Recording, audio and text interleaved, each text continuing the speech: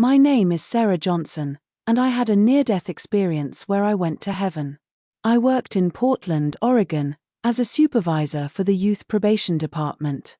I loved my job, enjoyed working with teenagers, and often said I could do it for the rest of my life. I felt like I was making a difference, helping young people find their way and giving them a second chance. It was a job that gave me purpose and fulfillment. But then came the day when everything changed, the day I actually died. It all started on June 12, 2010, a day that seemed ordinary at first. I woke up feeling a sharp pain in my left side. I had experienced kidney stones before, so I immediately recognized the symptoms. The pain was intense, but I thought I could manage it. I told myself, this will pass, just like it always does. I tried to go about my day, but the pain only grew worse. By the afternoon, I could barely stand. I finally decided to go to the emergency room, thinking it would be a routine visit. I wasn't worried.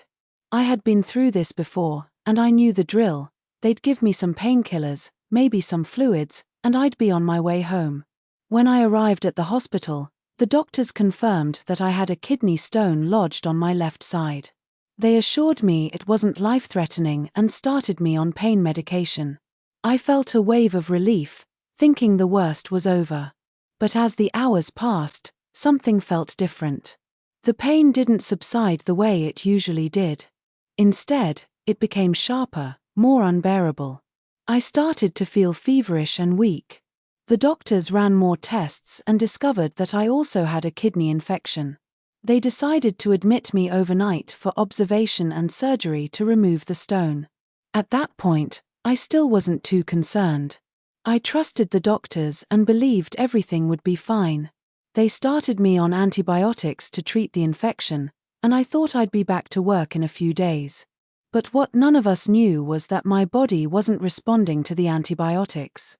The infection was spreading rapidly, and by the time they removed the kidney stone, the toxins had already entered my bloodstream. I went into septic shock, a life-threatening condition where the body's organs begin to shut down. Within hours, my condition deteriorated, and I was declared clinically dead. According to the medical records, I was dead for about 1 hour and 30 minutes. During that time, my heart stopped, and my body lay lifeless on the hospital bed. But what happened to me during those 90 minutes was far from lifeless. It was the most extraordinary experience of my existence. The near-death experience. One of the most incredible things about dying was that I didn't feel any fear. You might think that facing death would be terrifying, but for me, it wasn't. I'm a Christian, and I've always believed that when we die, we go to heaven. That belief gave me a sense of peace, even as my body was shutting down. I remember thinking, this is it. I'm dying. I'm going home. It wasn't a thought filled with dread, it was filled with anticipation. I felt a strange sense of calm, as if I knew everything was going to be okay. The moment my spirit left my body, I felt an overwhelming sense of freedom. It was as if all the pain, all the weight of the world, had been lifted off me. I could see my body lying on the hospital bed, surrounded by doctors and nurses frantically trying to revive me. But I wasn't scared or sad. I felt detached, as though I was watching a scene from a movie. My spirit began to rise, passing through the floors of the hospital, and then, in an instant, I was somewhere else entirely. It happened so quickly, faster than the blink of an eye. One moment, I was in the hospital, and the next, I was in a place that words can barely describe. I remembered a verse from the Bible that says, "To be absent from the body is to be present with the Lord." And that's exactly what I felt. I was no longer in my earthly body, I was in the presence of something far greater. When I entered this new realm, the first thing I noticed was the light. It wasn't like a light at the end of a tunnel, as some people describe. It was more like a window, a radiant, golden light that seemed to welcome me. The light wasn't harsh or blinding, it was warm and inviting. As I moved closer to it, I felt an overwhelming sense of peace. It was a peace unlike anything I had ever experienced on earth. It wasn't just the absence of fear or worry, it was the presence of complete and total love. Everything around me was perfect. There was no pain, no sadness, no imperfections. The colors were more vibrant than anything I had ever seen. The grass was greener, the sky was bluer, and the flowers seemed to glow with their own inner light. But it wasn't just the beauty of the place that struck me, it was the feeling of being home. I felt like I belonged there, like I had been away for a long time and was finally returning to where I was meant to be. As I moved through this heavenly realm, I felt a sense of welcome that was almost overwhelming. It wasn't just God or Jesus Christ or the Holy Spirit that welcomed me, it was everything. The trees, the flowers, the air itself seemed to rejoice in my presence. It was as if all of heaven was celebrating my arrival. I felt loved, not just by God, but by everything around me. It was a love so pure, so unconditional, that it brought tears to my eyes. I knew I was in heaven. There was no doubt in my mind. This was the place I had read about in the Bible, the place I had prayed to go to one day. And now, I was here. It was the most beautiful, peaceful, and joyful experience of my life. I didn't want it to end. But little did I know, my journey was far from over. As I continued to explore this incredible place, I felt a deep sense of connection to everything around me. It was as if I could feel the presence of God in every blade of grass, every ray of light, and every breath of air. I wasn't just in heaven, I was part of it. I felt completely whole, completely at peace, and completely loved. It was a feeling I can't fully put into words, but it's something I will carry with me for the rest of my life. I also felt a sense of clarity. All the questions I had ever had about life, about God, about the universe, they all seemed to fade away. In their place was a deep understanding, a knowing that everything was exactly as it was meant to be. I didn't need to ask why things happened the way they did or what the purpose of life was. Being in heaven was the answer to all of those questions. It was as if I had been searching for something my entire life, and now I had finally found it. But even in the midst of this incredible experience, I began to sense that something was about to change. I didn't know what it was, but I felt a gentle pull, as if I was being called to move forward. I didn't know where I was going or what was waiting for me, but I trusted that it was part of God's plan. Little did I know, I was about to have the most profound encounter of my life. Meeting Jesus. As I moved deeper into this heavenly realm, I felt a pull toward something, or rather, someone. It was a longing I didn't even know I had until that moment. I wanted to see Jesus Christ face to face.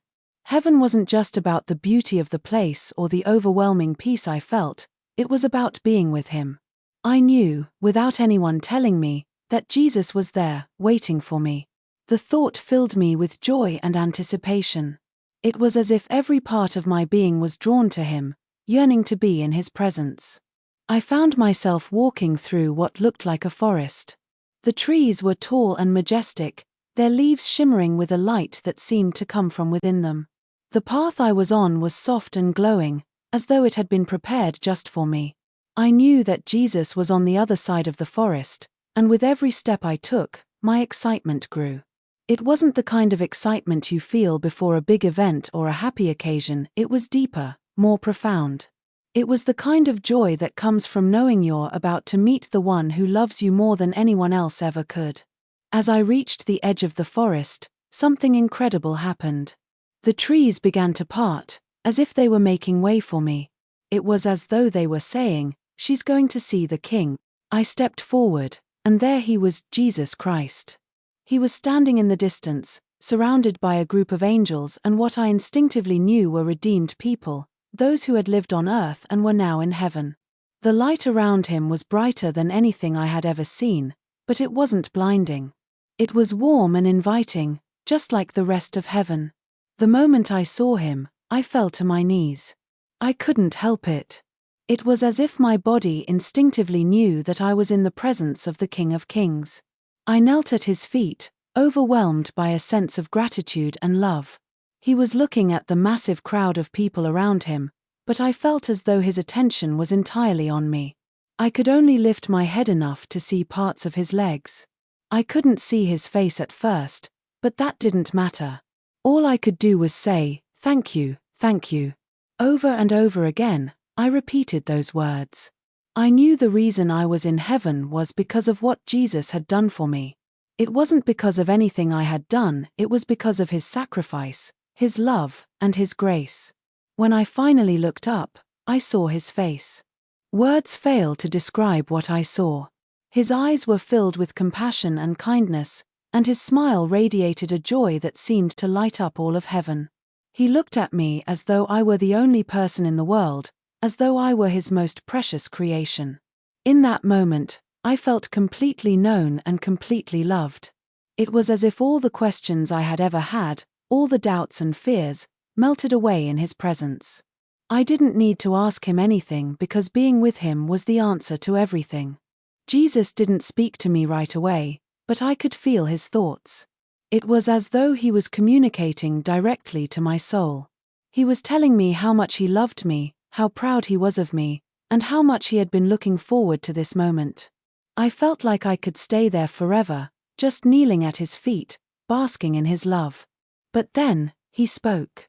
The message. Jesus looked at me with a tenderness that I will never forget and said, "No, my daughter, it's not your time yet. Go back home." His words were gentle but firm, and I knew he meant them. I didn't want to leave. I wanted to stay with him, to remain in this place of perfect peace and love. I remember saying, "But I don't want to go back. I want to stay here with you." He smiled at me, and his eyes were filled with understanding. "You have a purpose," he said. "There is still work for you to do." At that moment, I felt a wave of sadness. The thought of leaving heaven, of leaving Jesus, was almost unbearable. But I also felt a sense of peace, knowing that he had a plan for me. I trusted him completely, even though I didn't fully understand why I had to go back. He reassured me, saying, "You will bring back a message. You will tell others about my love and my forgiveness. You will help them find their way to me." Before I left, I saw my family in heaven. My grandmother Evelyn was there, along with other relatives I had never met but somehow recognized. They were all connected to me through Jesus, and their joy at seeing me was indescribable. My grandmother came forward and embraced me. She looked radiant, more alive than I had ever seen her. She said, "Sarah, it's not your time yet. But when you go back, bring as many people with you as you can." Her words stayed with me, and I knew they were part of the mission Jesus was giving me. Returning to earth, as I prepared to leave, I felt a sense of longing. I didn't want to say goodbye, but I knew it wasn't really goodbye. Jesus reminded me that this place was my true home and that one day, I would return to stay forever. With that reassurance, I felt my spirit begin to move. It was as though I was being gently pulled back, away from the light, away from the beauty of heaven, and back toward my earthly body. The journey back was quick, but I remember seeing glimpses of the hospital as I returned. I saw the doctors and nurses working frantically to revive me. I saw my own body lying lifeless on the hospital bed. It was a strange feeling, seeing myself from the outside. But then, in an instant, I was back. I felt the weight of my body again, the pain, the heaviness of being human. My heart started beating, and I could hear the commotion around me as the medical team realized I was alive. Reflections. Coming back to earth was difficult. After experiencing the perfection of heaven, the world felt so heavy, so broken. But I knew I had been sent back for a reason. Jesus had given me a mission, and I was determined to fulfill it. My perspective on life changed completely.